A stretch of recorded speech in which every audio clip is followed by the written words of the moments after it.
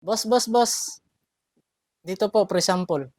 For example, ang sarap to, Brad. Uy, ba't mo ininom yan? Sarap. Bakit? Anong problema? Ano ba meron to? Laso ng ipis yan eh. Hindi mo agad sinabi.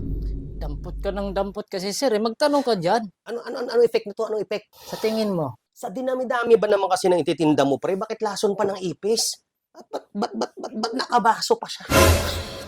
Pre, hintayin mo kasi yung paliwanag namin. Yung alin dun yung nakalason o hindi. Hindi yung banat ka ng banat eh. Bakit kasi ang dami ng lagayan? Bakit sa baso mo pa nilalagay?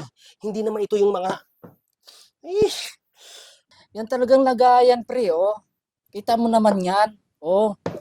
At saka huwag kang magbibigla pre. Oh. Ito ipis oh. Oh. Ayan. Kung paano sila nalason pre. Ayan.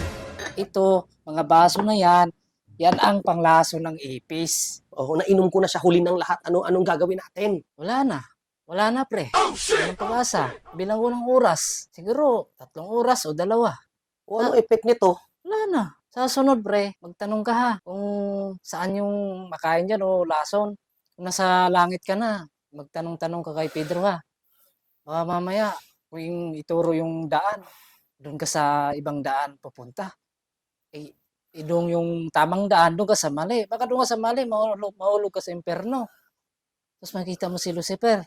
Magsama na kayo ni Lucifer doon. Ang katangahan mo.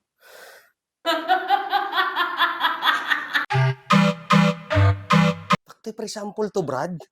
Ba't parang bumubulong? Hintayin mo kasi yung salita namin, sir. Bago ka bumanat.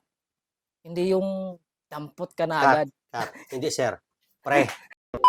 3. Let's camera action. Sir, hintayin mo. Pre. Cut. Action. Kung pahabaan yung lisensya, pasensya. Lisensya mo. Kung hinabaan mo sana ang pasensya mo,